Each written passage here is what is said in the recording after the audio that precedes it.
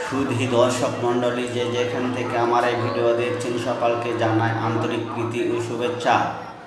ধাপের হাটে আপনাদেরকে দেখাবো ছোট ছোট ষাঁড় বাছুর, ছোট ছোট বকনা বাছুর। ধাপের হাটে ছোট ছোট বকনা বাছুর পাওয়া যায়। বকনা বাছুর দালালেরা গাভী হইতে বাছুর সেপারেট করে বেশি টাকা মুনাফা করার জন্য ভিন্ন করে বিক্রি করে। শুধু দর্শক মণ্ডলী আপনারা দেখছেন খুবই কম দামে দেশি জাতের ষাঁড় বাছুর ও বকনা বাছুর। কী দাম আমি আপনাদেরকে জানাচ্ছি। আর এই বাছুরগুলি পালনে বেশি লাভ। এখন যেহেতু মাঠ ফাঁকা আছে, এই মাঠে এই বাছুরগুলি ছাড়া দেওয়ার পর 3 মাস ছাড়া দেওয়ার পরে এই বাছুরগুলি একদিন 40,000 45,000 টাকা দাম হবে। যার কারণে এই বাছুরগুলি এখন মানুষ ক্রয় করতেছে।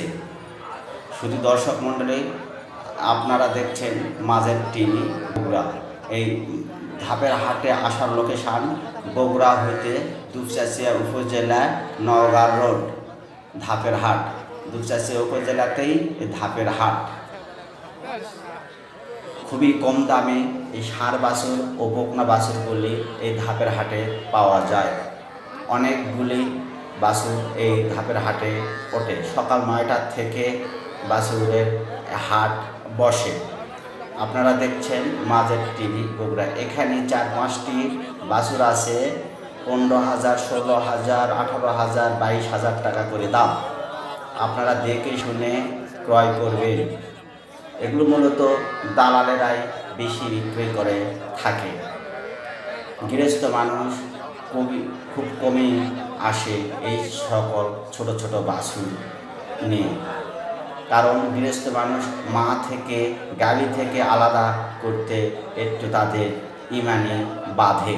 যার কারণে গৃহস্থ মানুষ এত ছোট ছোট বাছুর বিক্রি করে না ভেন করে। বিশেষ করে দালালেরাই মা থেকে আলাদা করে বিক্রি করে। 15,000 টাকা